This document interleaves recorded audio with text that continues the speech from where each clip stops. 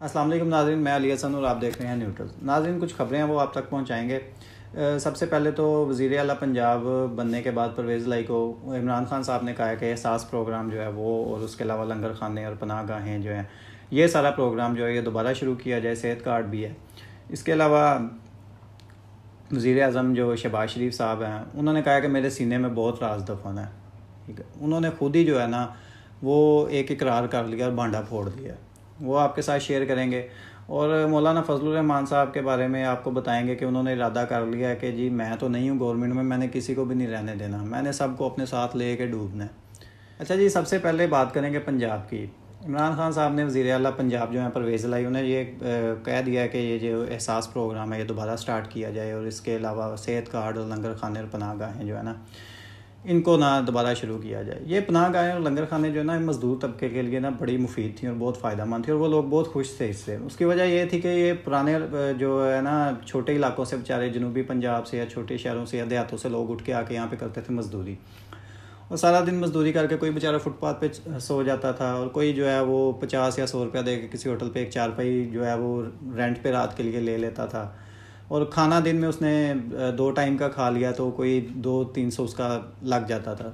700-800 दिहाड़ी करता था, उसमें से 400-500 से बचता था, वो अपने बाल बच्चों को भेज देता था। लेकिन पनाह गाह और लंगर खाना बनने के बाद ना उन्हें ये एक बहुत अच्छा जो शेल्टर है ना वो फ्राहम किया था इमरान खान ने। एक तो जो है कि उनका ये खाने पीने का भी खर्चा बच जाता था, उन्हें रहाइश भी मिल जाती थी। इसके अलावा उन्हें ये टेंशन नहीं थी होती अगर किसी दिन उन्हें कोई मज़दूरी वगैरह या काम नहीं मिला तो उन बेचारों को ये नहीं था होता कि हम आज खाएंगे कहाँ से या हम रहेंगे कैसे। तो ये चीज़ जो है ना ये चीज़ दोबारा शुरू की है। तो इससे ये लग रहा है कि इमरान खान जो है ना वो पंजाब में और केपी में हुकूमत करने के मूड में है और असम्बलियाँ डिज़ोल्व नहीं करेंगे। लेकिन इससे जो है ना उनका जो नैरेटिव है जो इन्होंने बनाया हुआ था कि ये चोर दरवाजे से आए, अमेरिका के साथ मिलकर इन्होंने साजिश की है और मुझे निकाला है, इमरान खान का ये नैरेटिव जो है ना ये ख़त्म होगा। अवाम जो है ना वो देखेगी कि इमरान खान ने तो हुकूमत ली है और चुप कर गया, अपने उस बयानिया से हट गया, तो इसका एक ये नेगेटिव इम्पैक्ट पड़ेगा इमरान खान पे। लेकिन अगर दूसरी तरफ देखा जाए तो दूसरी तरफ ये है कि 18वीं तरमीम के बाद सारे इख्तियारात तो सूबों के पास आ गए हैं। इमरान खान आराम से सूबों में हुकूमत करे और जितनी महंगाई होगी, पेट्रोल की कीमत बढ़ेगी या इसके अलावा बिजली की कीमत बढ़ेगी या महंगाई होगी या जो भी मुल्क के अंदर होगा ना सब महंगाई वगैरह वो सारी गिरेगी वफाक के ऊपर, क्योंकि पेट्रोल और बिजली ये सारा वफाक ने डील करना होता है, उन्हीं ने कीमतें बढ़ानी या कम करनी होती हैं। तो बिजली जो है ये 3.5 रुपये बढ़ाई है, अगले महीने से 3.5 रुपये फिर बढ़ रही है। कराची में आज जो है वो बिजली की कीमत बढ़ गई है। तो इस तरह जो है ना ये सारा इम्पैक्ट जो है ना महंगाई का वो सारा नज़ला गिरना जाके वफाक पे, शहबाज शरीफ पे, मुस्लिम लीग नून पे। तो मुस्लिम लीग नून जो है ना वो बेचारी इस जगह पे अब फंसी हुई है कि वो इंतखाबात में जाना भी चाहती है लेकिन वो जा नहीं सकती। उन्होंने ये देख लिया कि पंजाब में हुआ क्या है। सेंट्रल पंजाब की वो पार्टी अपने आप को कहते थे और नून लीग का गढ़ होता था पंजाब, वहाँ से उन्हें ऐसी मार पड़ी है कि सिर्फ 3 सीटें जीते हैं 4। और वो देख रहे हैं कि अगर इन हालात में हमने इलेक्शन करवा दिया तो इमरान खान ने तो जो एक लहर चली है वो सबको बहा के ले जाएगा। 13-14 पार्टीज़ ने मिलकर इमरान खान के ख़िलाफ़ इलेक्शन लड़ा है लेकिन वो फिर भी हार गए हैं। तो वो इस वजह से ये वजह है कि वो इलेक्शन करवा नहीं रहे और वो कोशिश कर रहे हैं कि थोड़ा सा जो है ना वो हम इसे ले कर चलें और आगे जाएं और कहीं ना कहीं कोई ऐसी सिचुएशन बने कि हम अवाम में जाके वोट मांगने के काबिल हों। लेकिन लग नहीं रहा कि हालात जो है ना वो इनकी फेवर में जाएं। तो जो मुस्लिम लीग नून और बाकी सारी इत्तेहादी जमातें हैं ना वो एक बंद गली के अंदर ना बंद हो गई हैं और उन्हें कोई रास्ता मिल नहीं रहा। वो कोशिश भी कर रही हैं निकलने की लेकिन वो निकल नहीं रही हैं और वो गली मज़ीद तंग होती जा रही है। तो ये चीज़ जो है ना ये एक इमरान खान की फेवर में जा सकती है और मुस्लिम लीग नून जो है वो मज़ीद इसके साथ जो है ना वो हालात उनके लिए जो है मज़ीद टफ़ होंगे, क्योंकि ये एक जो है ना वो बयानिया लेके आए थे इमरान खान को निकालने के लिए। इनके पास सिर्फ एक बयानिया था, वो महंगाई का था कि जी महंगाई बड़ी हो गई है, पेट्रोल की कीमत कहाँ चली गई, डॉलर कहाँ चला गया। तो खुद ये आए हैं, आते साथ इन्होंने महंगाई 3 माह में देखें कहाँ 33-34% पे आज महंगाई चली गई है, जो इमरान खान के दौर में 12 से 13% पे थी महंगाई की शरह। तो इस वजह से जो है ना ये अब इस वक्त इलेक्शन नहीं करवा रहे, चाह रहे हैं कि हमें कोई टाइम मिले और कोई ऐसी सूरत हाल पैदा हो कि हम जो है ना कोई कोई नैरेटिव लेके अवाम में जाएं और हमें कोई वोट वगैरह मिले और हम जो है वो सीटें लेके आ जाएं। अब आ जाएं जी वज़ीर आज़म शहबाज शरीफ की तरफ। उन्होंने कौमी असम्बली में कल एक बड़ी जो है ना वो धुआंधार तकरीर की है, और सारी तकरीर जो है ना वो सिर्फ इसी पे थी कि मेरे बेटे को क्यों निकाला है। अवाम की कोई बात नहीं, महंगाई कहाँ चली गई, डॉलर कहाँ चला गया, डॉलर आज 246 पे चला गया, लेकिन उस चीज़ का कोई गर्ज नहीं है, लेकिन मेरा बेटा जो है उसे क्यों निकाल दिया। तो वो तकरीर करते हुए उन्होंने कहा कि मेरे सीने में ना बड़े राज दफन है, लेकिन मैं उगलूँगा नहीं, ता दमे मर क़यामत तक कब्र तक मेरे साथ वो राज जाएंगे, बशर्ते के जो दूसरा फरीक है ना वो ना उगले जैसे मुशर्रफ ने उगल दिया था। ये बात आपको समझ में आई है? मैं बताता हूँ। 99 में जब इनकी गवर्नमेंट गई, मुशर्रफ ने मार्शल लॉ लगाया तो इन्हें जेलों में बंद कर दिया। बाद में इन्होंने माफ़ी तलाफ़ी करके डील शील करके ये बाहर भाग गए सऊदी अरब, और सारी ज़िंदगी ये कहते रहे जी हमने डील नहीं की, हमने डील नहीं की, हमने डील नहीं की। मुशर्रफ ने आके बता दिया कि मैंने तो इन्हें डील के तहत भेजा था, और आज उसी चीज़ का वज़ीर आज़म शहबाज शरीफ ने असम्बली में खड़े होकर इतराफ़ कर लिया जी हम डील करके भागे थे। सारी ज़िंदगी जो है वो आप एक नैरेटिव बनाते रहे कि हम जो है अमर के सामने खड़े हो गए और हम कभी डील नहीं की और हम कभी भागे नहीं हैं, और अब खुद ही जो है ना उस चीज़ का इतराफ़ भी कर लिया है कि हम जो है ना वो डील करके भागे थे।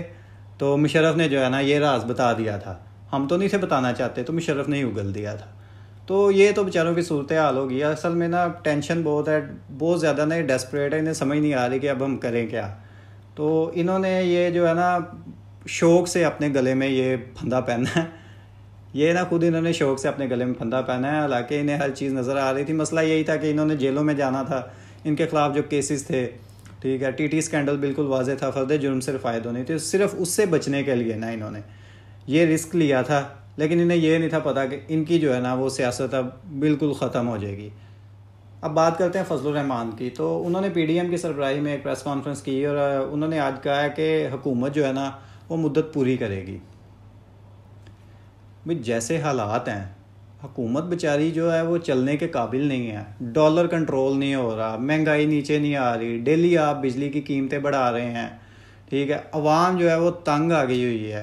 तो आप जो है वो मज़ीद इसे खींचना चाह रहे हैं, तूल देना चाह रहे हैं, इस गवर्नमेंट को जो है वो पूरी टर्म करना चाह रहे हैं ताकि ये लोग इतने गंदे हो जाए जो ये वादों में, क्योंकि मौलाना साहब खुद तो है नहीं असम्बली में, तो इसके अलावा केपी में उनकी जो सीटें होती थी वो जो है बल्दियाती इलेक्शन में देख लिया इन्होंने क्या हाल हुआ है। दूसरे मरले में इनके पास खुद तो सीट है नहीं है, लिहाजा इन्होंने ये अब फैसला कर लिया है कि मैं तो नहीं हूँ ना, अब कोई भी ना इक़्तिदार में बैठे, ताकि ये जो है ये अगले जून जुलाई तक अपनी टर्म पूरी करे ये गवर्नमेंट, और अवाम को इस हद तक परेशान करे कि अवाम जो है ना वो इनसे इतनी तंग आ जाए कि हो सकता है कि मियाँ साहब जो हैं वो अपने आबाई हल्के की सीट ना जीत सकें। तो ये तो मौलाना साहब कह रहे हैं। और इसके अलावा मौलाना साहब ने एक और बात की थी, वो ज़रा मुझे याद आ गई तो वो मैं आपसे शेयर करता चलूँ। मौलाना साहब ने ना उस दिन बयान दिया था प्रेस कॉन्फ्रेंस करते हुए, जिस दिन मरीम नवाज़ ने और सारी पीडीएम की जमातों ने अदालत के ऊपर प्रेशर डालने के लिए जो है ना एक प्रेस कॉन्फ्रेंस की थी। उसमें मौलाना साहब ने कहा था कि हम इस मुल्क के शहरी हैं, इस मुल्क से हमारी वफ़ादारी है, मैं अपने आप को सबसे बड़ा वफ़ादार समझता हूँ और पाकिस्तान पर कंप्रोमाइज़ करने पर तैयार नहीं हूँ। कौन से मौलाना फजलुर रहमान साहब? ये वो मौलाना फजलुर रहमान है जिनके वालिद साहब ने कहा था कि शुक्र है कि मैं पाकिस्तान बनाने के जुर्म में शामिल नहीं हूँ। वो वाले मौलाना फजलुर रहमान साहब, वो तो बात पुरानी होगी, इनकी अपनी बात कर लेते हैं, चलो वो तो इनके वालिद साहब थे। मौलाना फजलुर रहमान जिन्होंने अब से तकरीबन 2-2.5 साल पहले बयान दिया था कि मैं 14 अगस्त नहीं मनाऊंगा, और वो अब सफाइयाँ पेश कर रहे हैं कि मुझसे बड़ा पाकिस्तान का जो है ना वो कोई भी नहीं है वफ़ादार। ये हालत है असल में मौलाना साहब का जो है ना वो मसला है। वो मैं अब मुनाफ़क़त ही कह सकता हूँ इसे कि पाकिस्तान की पॉलिटिक्स की हिस्ट्री में अगर सबसे ज़्यादा किसी ने मुनाफ़क़त की है ना, मौलाना फजलुर रहमान साहब हैं। आज आप देख लें ये किन लोगों के साथ खड़े हुए हैं। मरीम नवाज़, मुस्लिम लीग नून, जरदारी, पीपल्स पार्टी, इसके अलावा बाकी भी जितनी सारी जमातें हैं, और इन सब के बारे में मौलाना साहब माजी में क्या बयान देते रहे हैं वो मैं आपको बताता हूँ। जब बेनज़ीर साहिबा की हुकूमत थी तो मौलाना साहब ने कहा था मुल्क ज़नाना क़यादत का मुतहम्मिल नहीं हो सकता, यानी औरत की हुक्मरानी पे इन्होंने फतवा तक दे दिया था कि औरत की हुक्मरानी जो है वो जायज़ नहीं है। उसके बाद उसी बेनज़ीर के जो है वो कदमों में बैठे हुए हैं। फिर इन्होंने एक बयान दिया था नवाज शरीफ और जरदारी की क़यादत में खुशहाली नहीं आ सकती। अब इन दोनों की गवर्नमेंट को ये जो है वो लेके आने में सबसे आगे थे। मौलाना साहब अब कैसे खुशहाली आ जाएगी इन दोनों की गवर्नमेंट में। एक और बयान दिया इन्होंने, जरदारी और नवाज शरीफ इस्लाम दुश्मन एजेंडे पर काम कर रहे हैं। कहाँ गया आपका वो दीन की जो आप सियासत कर रहे थे, आप दीन को लेके आना चाह रहे थे, दीन के नाम पे आप हमेशा सियासत करते रहे हैं। आपने इन दोनों के बारे में कहा कि जी ये दोनों इस्लाम दुश्मन एजेंडे पे हैं, तो अब इस्लाम दुश्मन एजेंडा मुल्क में फिर आपने नाफिज करवाया। सारी उम्र आप जो है वो यहूदी कार्ड जो है वो खेलते रहे हैं, कभी उसे यहूदी एजेंट, कभी उसे, कभी इमरान ख़ान को, और ख़ुद आप जो है आपने जितने बयान दिए थे ना वो सारे आपके सामने आ गए हैं और अब आप उन सब के साथ खड़े हैं। और मुझे एक बात का पक्का यकीन है, मैं आपको दावे से ये बात कह सकता हूँ, अगर इमरान ख़ान जो है वो आज मौलाना फजलुर रहमान को जो है ना वो अपने साथ में ला लेना, तो इमरान ख़ान जो है वो इस्लामी दुनिया का लीडर बन जाएगा और ये सारे यहूदी एजेंट बन जाएंगे। ये हैं जी मौलाना फजलुर रहमान साहब। जी तो नाज़रीन अब तक के लिए इतना ही। जो कुछ डेवलपमेंट्स थी वो आप तक पहुँचाई हमने, और अपने फ़ीडबैक से ज़रूर आगाह कीजिएगा, दुआओं में याद रखिएगा। अल्लाह हाफिज़।